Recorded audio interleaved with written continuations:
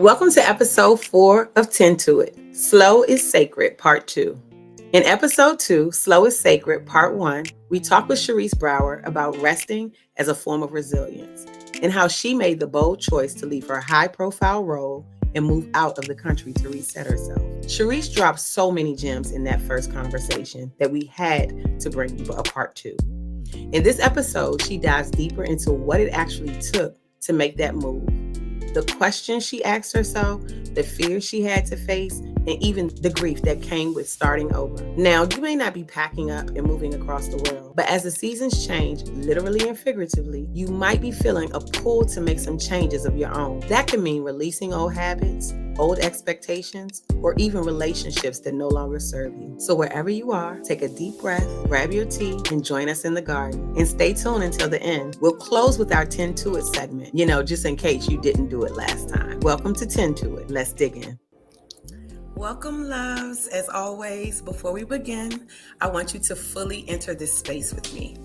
Wherever you're listening from, maybe you're walking, driving, or cleaning up on a Saturday morning, take a pause. Let yourself arrive just as you are. Now take a breath with me. Inhale and exhale. I'm Aisha Walida, licensed therapist and storyteller, and this is Tend to It, a space where we remember that mental health, like a garden, needs tending. This season is called Rooted and Rising, and together we're exploring how the garden can guide us in caring for our inner lives. In episode 1, we opened the garden gate.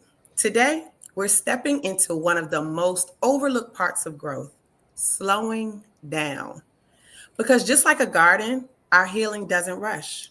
It unfolds in its own time. Slow is sacred. We can all relate to hustle culture. It tells us that faster is better. But the garden reminds us roots grow in the dark, in silence, in stillness.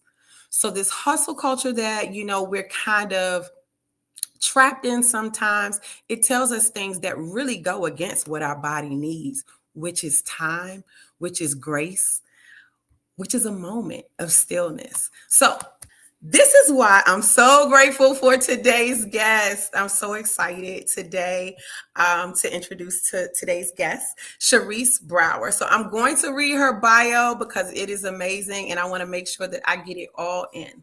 So Cherese Brauer is a rested leader and certified professional coach who helps Black women live boldly and live fully.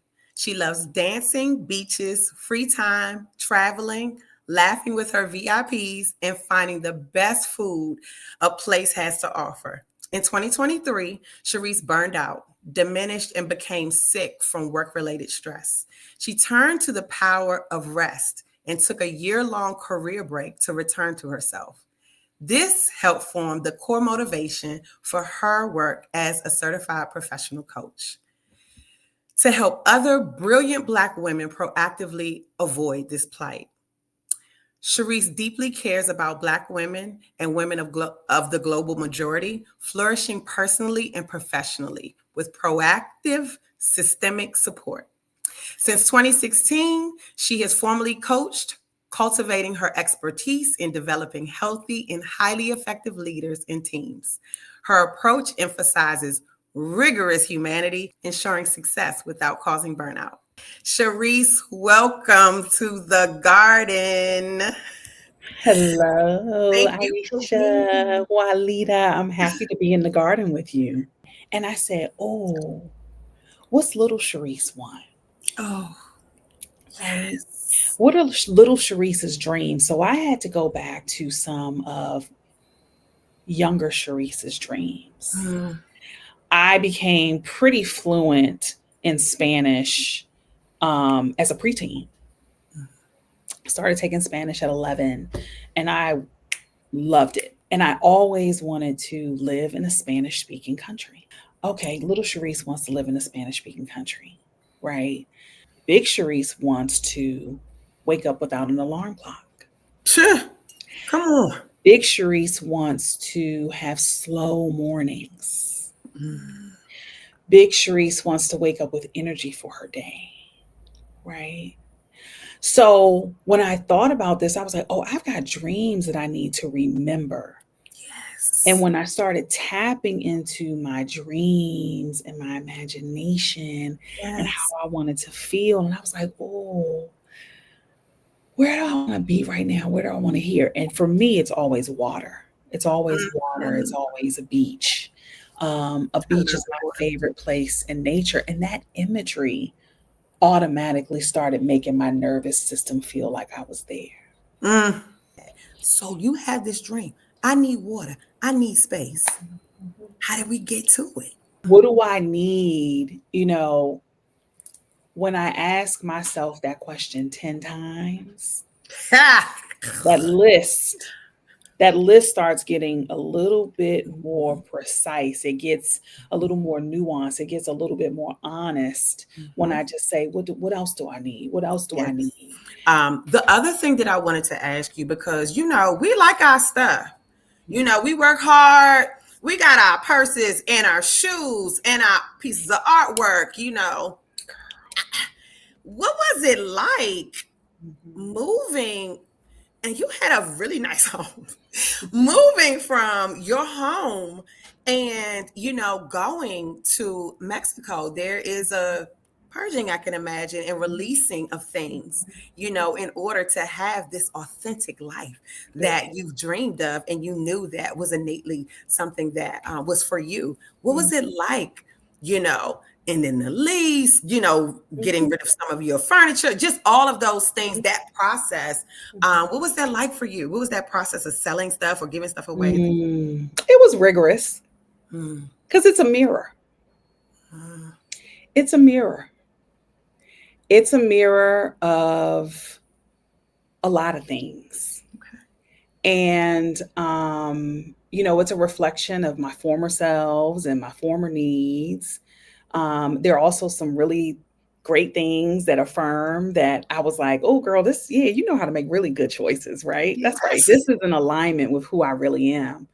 And so I think it was rigorous and it was very freeing, Mm, because the stuff that you own owns you, actually. ooh, And then also the other thing I've learned after doing a cross country move and then doing a new country move, don't nobody want your stuff.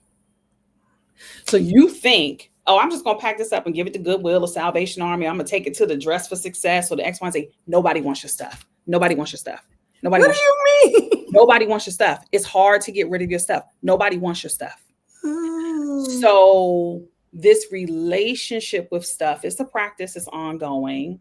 Um, the Afro minimalist, Christine Platt, brilliant black woman, less is liberation mhm, is her tagline. She does a really good job of having a conversation about stuff and our values mm, and authenticity. How does this stuff reflect who you are? And as someone who travels a lot, I got the travel blood bug. I have wanderlust. When you're traveling and bopping around, you carrying all your stuff with you. You could mm, feel it. mhm. You can feel it.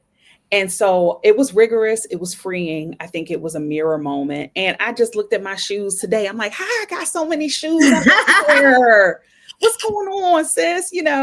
So stuff is there are people who really know how to do this. I trust Christine Platt's way of doing this and how she talks about it, especially to Black Americans and Black people from a cultural lens. I trust that for her because it didn't feel like everything is about to be beige and super stark and minimalist. I'm like, no, we like color. We like ornamentation. You know what I mean? You can't help it. I got on, I don't know how many different things going on here. So I would say it's rigorous. Okay. It is freeing. Mhm. And I think it is something that, it's a mirror moment to say, huh, okay, this is where I was. This is what I thought I needed in that time. And you know what? I don't need this anymore. Oh, reflection. Yeah. Yeah. And it's Yeah. autumn, autumn is the time to nature is showing us the grace and the beauty of letting go. Yes. So this is probably a really good time to start thinking about how can I do less? Mm. right? Yes. Because sometimes doing less actually gives you more.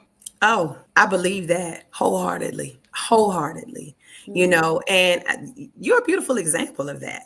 Mm. Just being able to release some of those things and being like, my stuff is in this bag. Like, I'm learning how to pack light, and just be able to, like, this is what I'm doing with my car. And it's like, oh, okay. These are the things that, we attach a lot of times to our identity.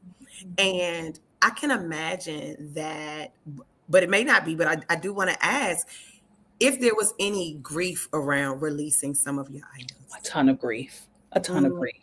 Because I was holding on to a bunch of other people's stuff in a very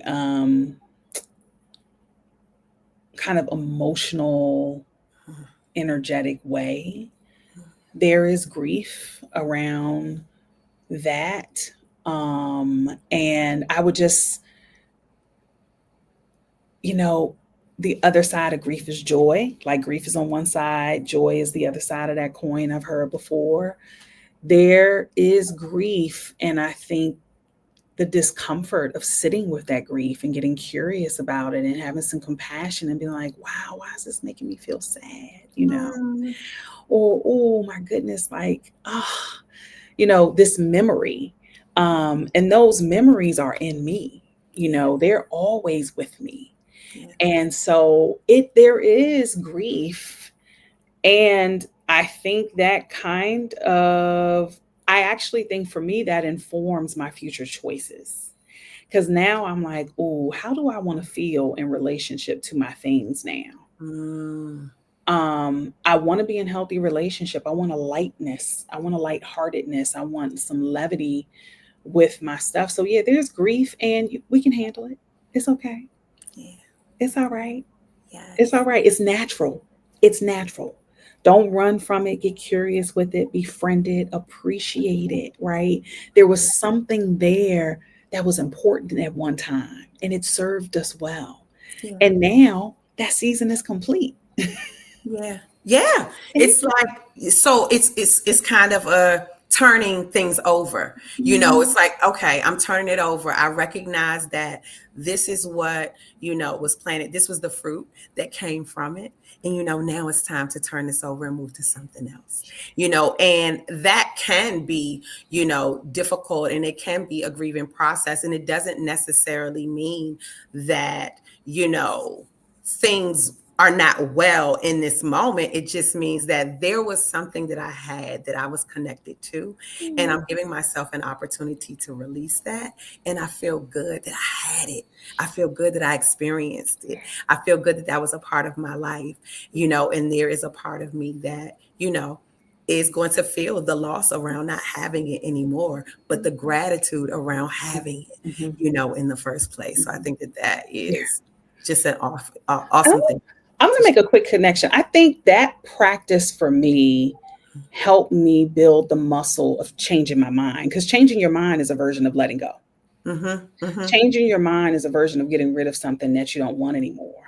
mm-hmm. And so going back to that person who was feeling like, I can't do this, I'm ready for something, but I can't, you're going to experience grief in that moment when you know it's time for you to let stuff go. And that stuff could be the version that you thought you were going to be at this time. Yeah, It's okay. It's all right. yeah. It's all right. And so it's a muscle. It is discomfort, but it's not always pain. Mm-hmm. And so I would just say it's okay to feel grief even when you know I'm done, but the outward manifestations are not evident Yeah. to everyone else, but you know you're done. You're going to Mm-hmm. feel grief, Mm-hmm. right? Sometimes it's anticipatory grief because now I'm done, but now I got to go tell so and so I'm done. Yeah. Yeah. Okay, well, let me get my resources up and deal with my stuff first because one, I want to be resilient. I want to have a nervous system that's nourished when I do this. Mm-hmm. And I'm going to trust that when I tell so and so this information, they can handle the grief and the disappointment that comes up. Mm. They'll be fine. I don't have to And do that's it. about that. Yes, you honoring yourself, Yeah. first. And I think that that is a part of that. It's like, okay, this is something that needs to happen. This is something that I need from me. And I trust that people will be able to handle, whatever it is that comes next. It's their responsibility to process it and then handle it, as best they can. I'm going to give it to you with love, and I'm going to trust that you'll be okay. The same as I am, and I'm doing what I need to do to take care of myself. And I hope that you'll do the same. I think that that piece, you don't even consider the pieces like, talking about the people, I'm talking about this stuff, but there are people that you left. You went to a completely different country, so just having to do that and people looking at you like, you going where? With the who? It ain't safe. Like, what's happening? So I do think that, even that is a part of it, and being able to, hear and, acknowledge some people's experiences and their feelings around, your next move or whatever the case may be, but also, letting your voice and your Yeah. narrative be the Yes. loudest. So I'm definitely hearing it, and I really appreciate. Yeah. All right, y'all, it's time for Tend to It. Our weekly practice, the part of the show where we stop just talking about tending and actually do it. This week, notice one moment when your body asks for slowness and give yourself permission to honor it. This is your permission to slow down. So this week, I want you to listen in. Where's your body asking for slowness? And when you hear it, tend to it. Thank you so much. I appreciate your honesty, your candor, just sharing your life with us, and being able to remind people of what it looks like to be able to dream and to remember themselves, and be able to actually put those two things, the younger self and your present self, together and say, we can do this. I got you. Being able to talk to her and being like, you good? You don't have to stay here if you don't want to. We can go. Just that check in with yourself and hearing you talk about it in such a clear, relatable way has been amazing. So I thank you for your time. And I appreciate you being here with us. Thank you. And thank you for this. This is a gift. And you are a gift in my life. And thank you. My pleasure. Now, just like we open with taking a breath, loves, let's close our time together the same way. And hey, this may be your tend to it moment. So wherever you are, take a breath with me. Inhale and exhale. Remember, the soil is rich, the seasons will change, and your growth is worth the care that you give. So be it, tend to it. On the next episode of Tend to It, the weather will change. Just like gardens weather storms, our emotional lives shift with seasons too. This episode is all about learning to navigate those ups and downs, the mood swings, the foggy days, the heavy ones. We'll talk about how to recognize when your inner weather is changing and how to give yourself grace through it all. Because storms don't last forever and being equipped matters. So be it, tend to it. This podcast reflects my personal reflections and professional insights as a licensed therapist, but it is not a substitute for therapy. The conversations and practices shared here are for educational and inspirational purposes only. If you are seeking mental health support, I encourage you to connect with a licensed therapist in your area who can provide individualized care.